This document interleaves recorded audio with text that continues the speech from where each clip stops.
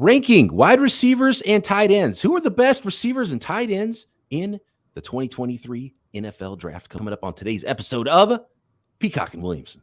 NFL analyst Brian Peacock and former NFL scout Matt Williamson bring you expert NFL analysis every day in less than 30 minutes. Get an inside look into the NFL on the field and in the front office.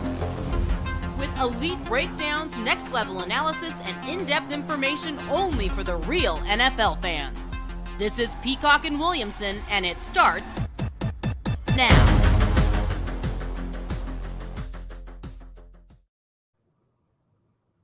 Welcome to the Peacock and Williamson NFL Show. Brian Peacock alongside Matt Williamson at BD Peacock at Williamson NFL. Thanks, everybody, for making us your first listen here on the Locked On Podcast Network, your team every day. Today's episode brought to you by FanDuel, America's #1 sportsbook, official sportsbook of the NFL. Make every moment more. Visit FanDuel.com/LockedOn today to get started.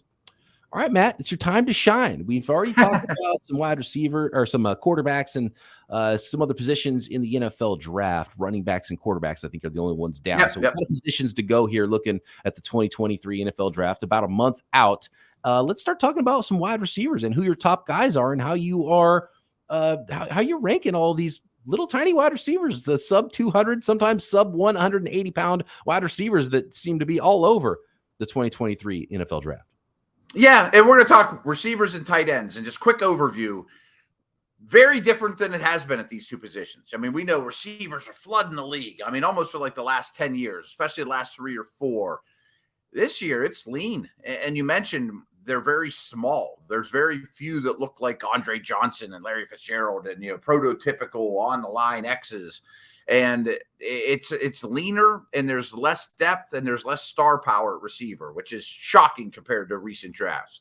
Yeah, and so probably very difficult for you to pick a top 5 wide receivers and a top 5 tight ends, but for very different reasons, because the tight end class is so good, but the wide receiver class, maybe there's more candidates that could be in there just because, some guys might just not meet a prototype, and it's depending on it's a pick your flavor wide receiver class. Where, like, do you want the few bigger wide receivers because there's not that many of them, and you might have to take them early because you need one and they're not going to be there later? Or do you want one of the speedy guys? Do you want an outside speed guy? Do you want a slot speed guy? Exactly. A lot of them are smaller. There's not amazing testers. There are shapes and sizes, but it's not phenomenal. Where tight ends is the opposite. Anything you want, depth. I think tight end's the best position in this draft. So you want to dig into receivers? That's the plan? Yeah. Who's your #1 wide receiver for this draft class? And has it changed throughout the course of this draft season? Early on, it was Jaxon Smith-Njigba. And now it's Jaxon Smith-Njigba by a mile. The more and more I dig into him, the more I like him. Yeah, he didn't play a lot of snaps last year. I mean, okay, he was hurt. But he was awesome before that. Awesome. Like better than Olave, better than Wilson. And he's not that fast. Well, he's not slow, and he's ridiculous out of his breaks. He's ridiculous in 3-cone route running.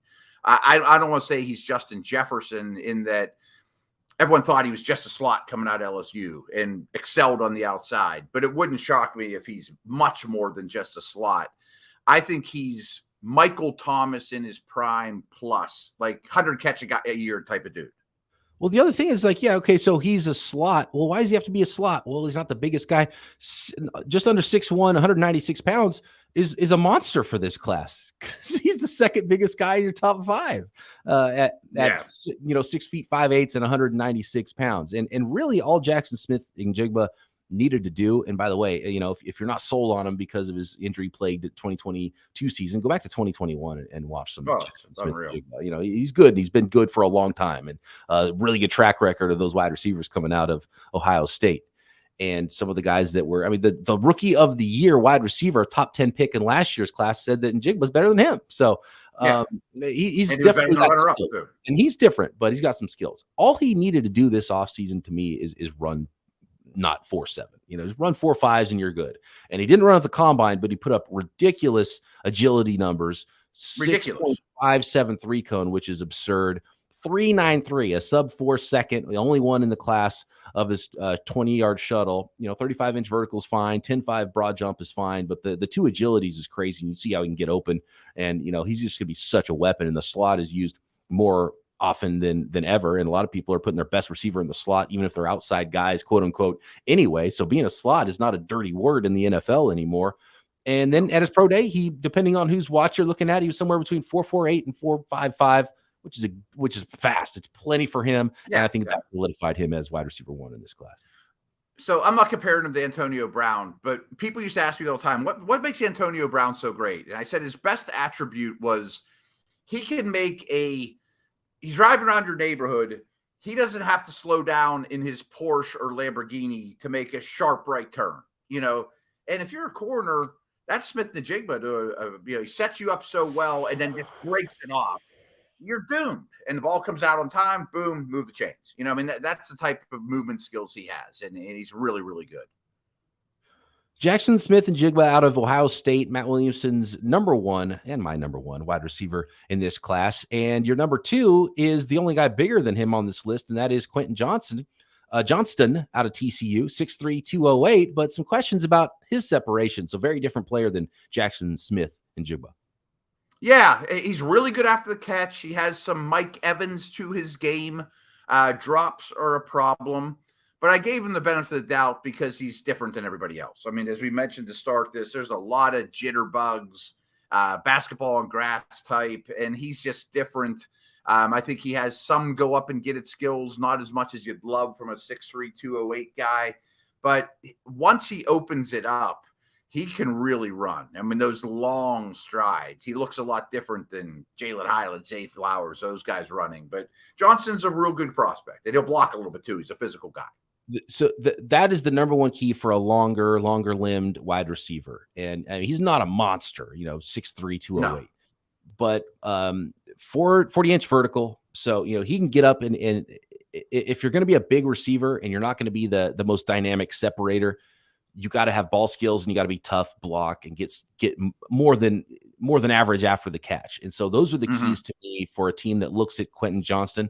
They say, this guy's going to win at the catch point in the NFL, and he's going to get us some yards after the catch. You don't have to be Deebo Samuel, but you got to be able to get some yards after the catch. When you do those things, then we're not as worried about the separation, because as we've seen, DeAndre Hopkins doesn't separate at all. In fact, he kind of wants you on his hip so they can go get the ball from you. So ball skills is number 1 for his success in the NFL. Yep. And they're good, not great. I mean, he's not Hopkins or Larry or one of those type of dudes, but he's good after again, he's kind of a combination of those guys and Mike Evans. I mean, those are high praise, but I like him a lot. I think more years than not, he would still be a first round pick. And I could see him going as early as like Houston. It's, with their second pick. Who's your number 3 wide receiver in this class? Because, 1 and 2, you see a lot of Jaxon Smith-Njigba and you see a lot of Quentin Johnston. But then there's a lot of guys very similar size-wise. And, if you go by combine numbers, maybe you like one guy. If you go by tape, 1 year, you like another guy. If you go a couple of years worth of tape, you like another guy. So who's number 3 for you? I have a lot more questions going forward. I went with Jordan Addison. Watched him firsthand at Pitt here 2 years ago. He was terrific, but he had a first-round quarterback throwing to him. Then he goes to USC and doesn't do quite as well and has maybe a first overall quarterback throwing to him. He's smaller. I think he's a real high-end number 2 at the next level. Slot, some dynamic qualities. I just don't know that he's special, 5'11", 173. He ran a 4.49, so that's not blazing. It's hard for me to find the guy that I would say, okay, aside from Johnston and aside from Smith-Njigba, who's the guy that I stamp and say he's going to go in the first round? And I just don't think Addison is that for me. So, is there only 2? Is there only 1 first-round wide receiver in this class? I don't think so, because there's so many needs, and it's not a great class after the top couple, at any position. So I do think he goes. Maybe we get 3 or 4, but I don't think last year or the year before Addison would be a first-round pick. I mean, he's not going over Devontae Smith or a guy like that, Waddle. That's kind of the comp I've seen thrown out for Jordan Addison is like you have to appreciate him work and see him get open and see how smooth he is rather than just look at the sum of all the parts. There's definitely truth to that. I mean, he's a good football player. I feel like I'm selling him short, but Devontae Smith won the Heisman. Yeah, right. 173 pounds, man. There's some little dudes. Zay Flowers out of Boston College, number 4. Yes, and the best thing I can say about Zay Flowers is he was the only show in town. I'm sure every defensive coordinator that faced Boston College says anything but Zay Flowers beating us, and he still does. Out of the slot, out wide, really quick mover, sudden. He probably won't be a 100-catch guy. He probably won't be a 10-touchdown guy, but he'll be a very solid contributor to any offense. 5'9", 182 pounds at the combine, ran a 4.42. Nice 10-yard split there with some speed. And, he's sudden. Good numbers and gets open, makes some catches, and good receiver. Again, it's hard to say, this guy's going to be a first rounder. Could see him in the first round. Could see him in the second, though, too. Yeah, I think he's in that fringe, right in that neighborhood.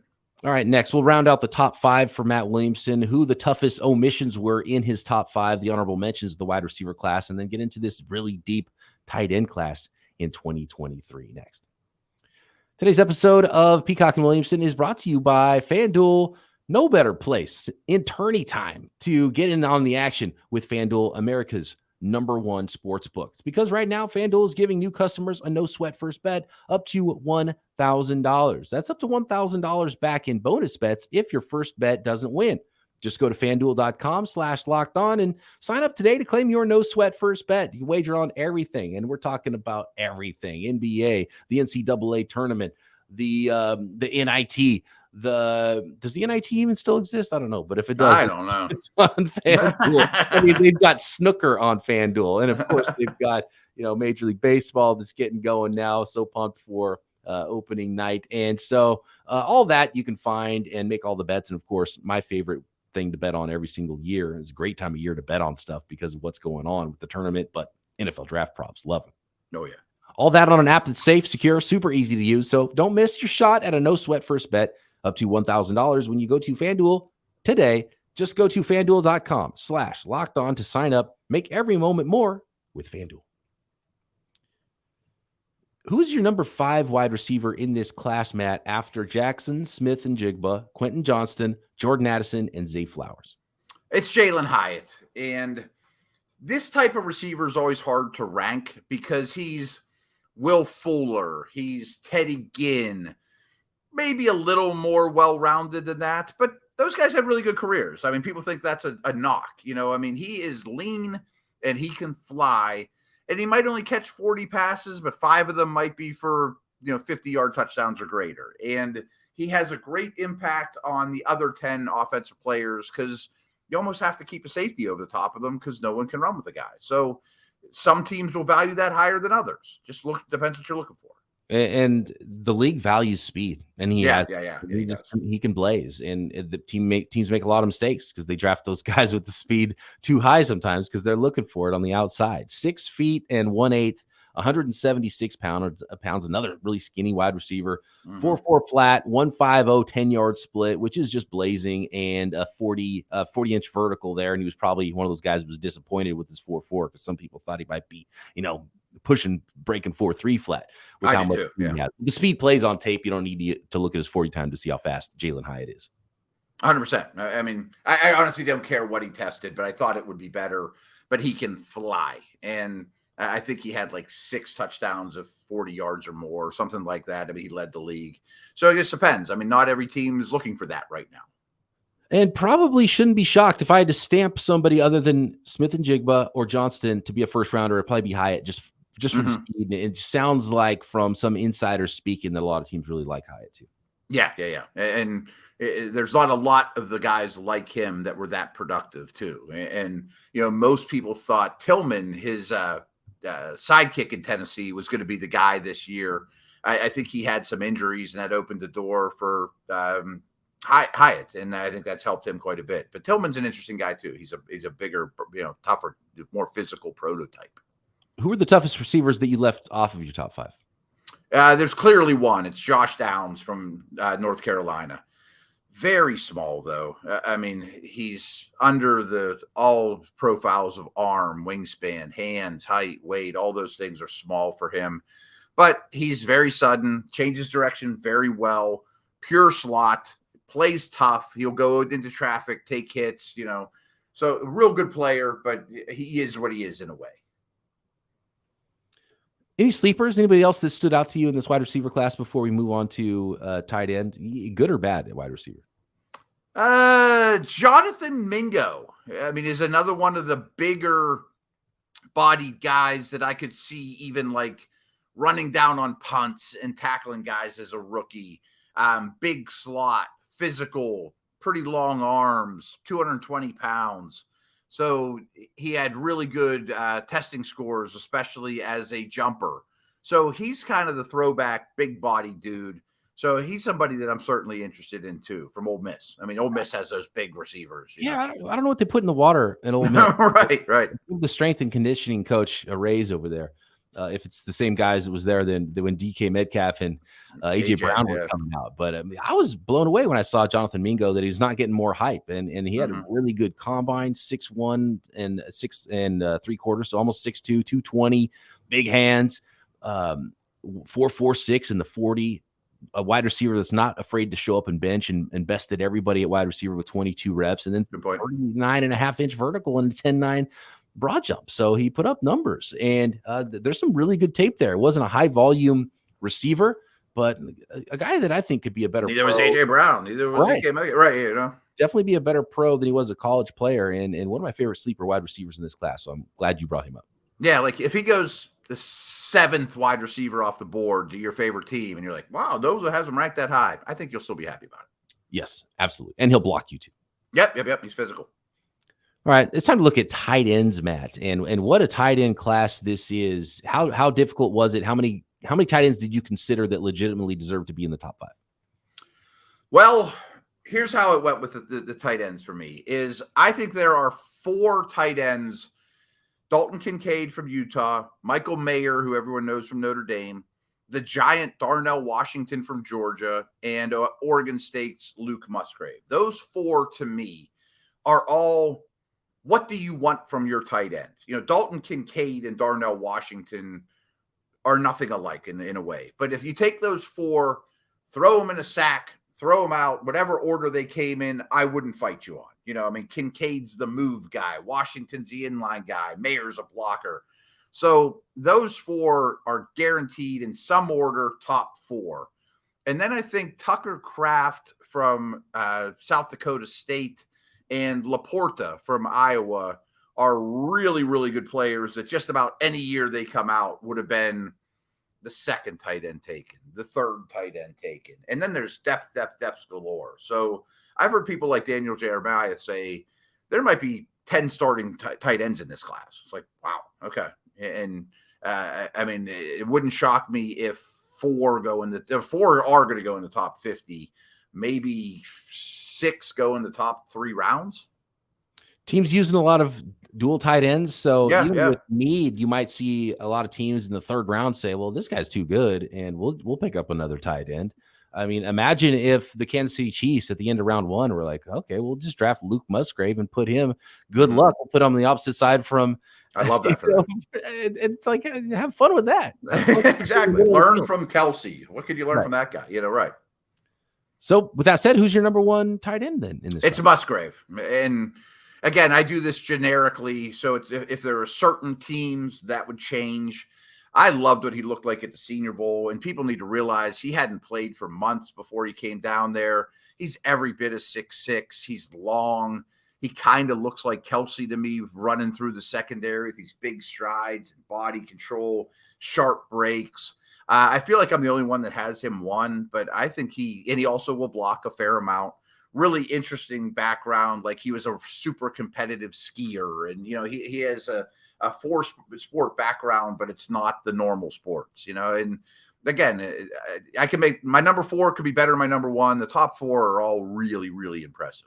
Yeah, I think you might be. There might be a little shocker to have Luke Musgrave out of Oregon State number 1 for you. 6'6", 253 pounds. And I was blown away when I heard that. Competitive skier. You don't hear that a lot with tight ends. There was a wide receiver about a decade ago that didn't have much of an NFL career, but he was a competitive downhill skier. And I think that's the only other time I've ever heard of that with a prospect for the NFL draft. 4.61 40-yard dash. You see him run. He's got these long strides. I mean, 6'6", so gets down the seam with ease, just an easy mover, and was really awesome at the Senior Bowl, which absolutely helped his stock. Yeah.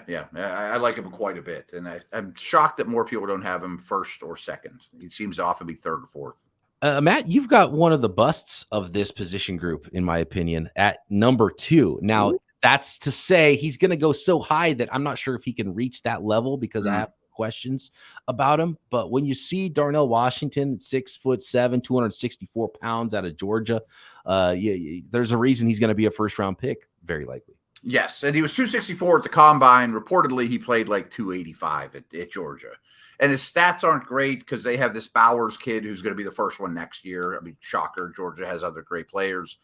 But he's very powerful. He's fast in a straight line. He can contort to go up and get the football. He's a good blocker, not as good as some give him credit for, but he's very, very powerful. Inline guy. He's going to score a lot of touchdowns.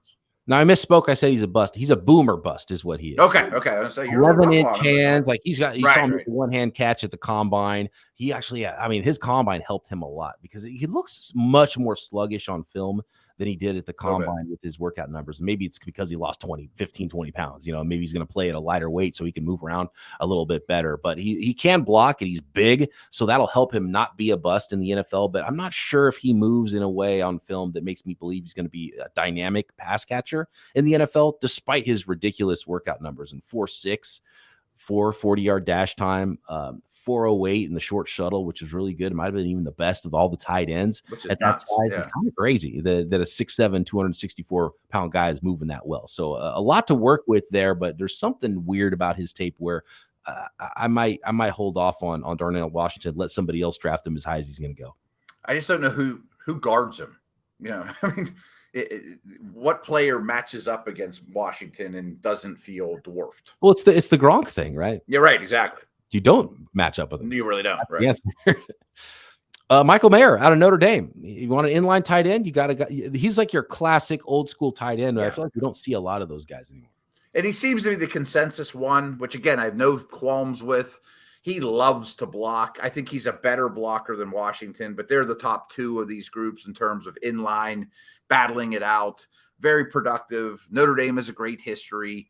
He's the worst tester and the worst athlete of these groups. But, does 40 time matter that much for tight ends? Not so much. I'd rather see 3 cones and change of direction and body control, and Mayer's fine.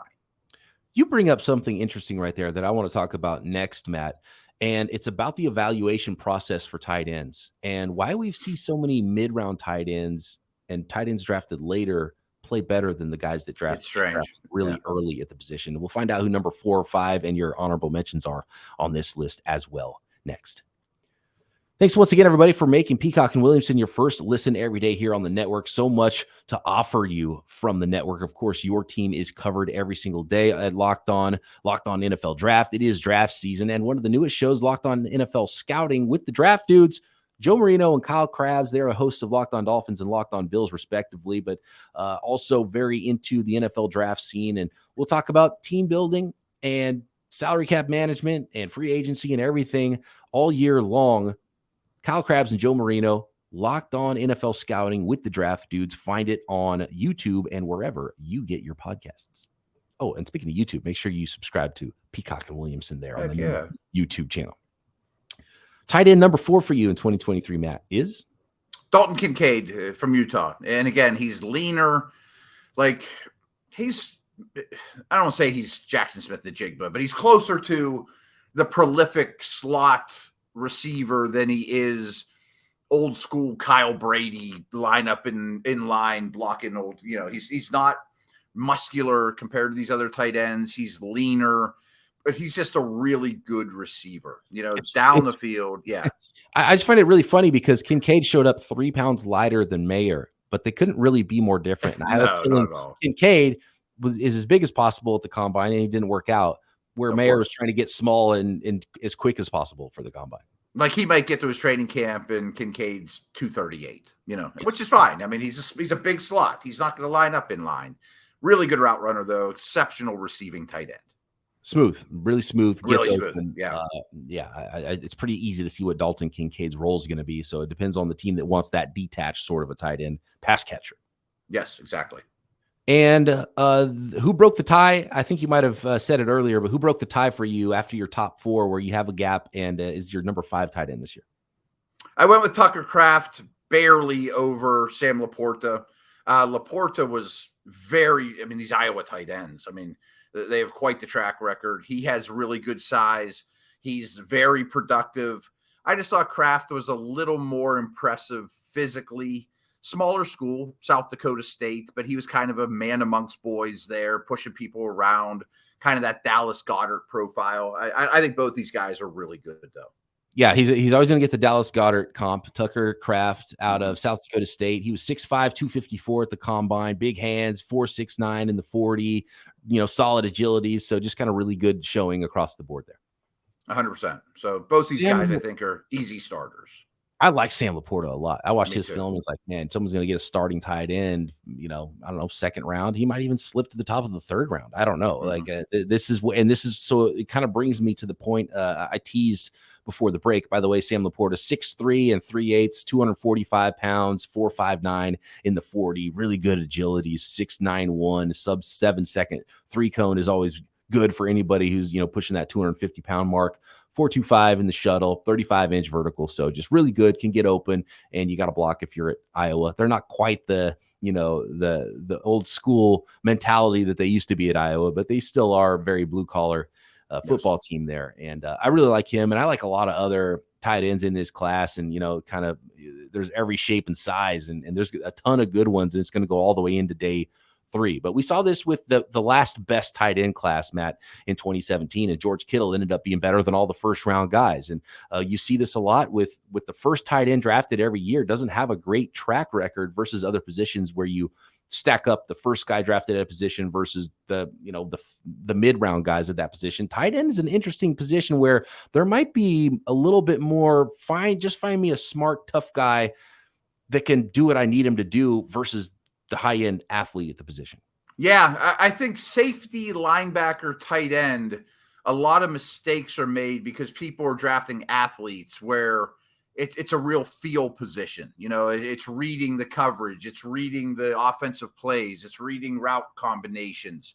And yes, athleticism's key. I mean, the best tight ends in the league are very good athletes, but I think there's a reason why the great ones, the Gonzalez, the Gates, the Wittens, last forever, even though they run like me and you, because there are so many tricks to the trade, and some of these athletes come in and just don't know them, or it takes them a long time until they get it. I mean, there's so many good honorable mentions tight ends. I want to name a couple of guys that I've seen recently that I like. Cameron Latou out of Alabama. If you don't get Kincaid, you can get Latou a little bit later, who's pretty good at that detached, get open, make catches, make plays stuff. Josh Wiley out of Cincinnati, 6'6", almost 6'7", 248 pounds there, ran 4.69. They're all athletes too, as well as being good football players. Clemson's Davis Allen, 6'5.5", 245. Will Mallory's another one I watched recently that I like a lot. Not the biggest guy, but he's athletic, 6'4.5", 239, ran 4.54 and had a 36.5-inch vertical at the combine. And then Zach Kuntz, who had the best combine out of all of them, out of Old Dominion, 6'6" and 5/8, 255 pounds. So I think the second heaviest tight end on this list, but he ran hold on, I got to get these numbers right. It's the best combine in tight end history. It's insane. He ran if you factor in the height and weight, yeah. Right, exactly. At 6'6", 250, almost 6'7", 255 pounds, he ran a 4.55. He had a 6.87 3-cone, which is the best of all the tight ends, a 4.12 shuttle, which is second best out of all the tight ends, 23 on the bench as well. So it's not like he's just some skinny fast guy out there playing tight end, and a 40-inch vertical, like just ridiculous, blew up the combine. So Penn State offered Kyle Pitts, Pat Freiermuth, and Kuntz a scholarship and said the first two of you that take this can come to Penn State as a tight end. Well, Pitts dragged his feet. Freiermuth and Kuntz both said yes.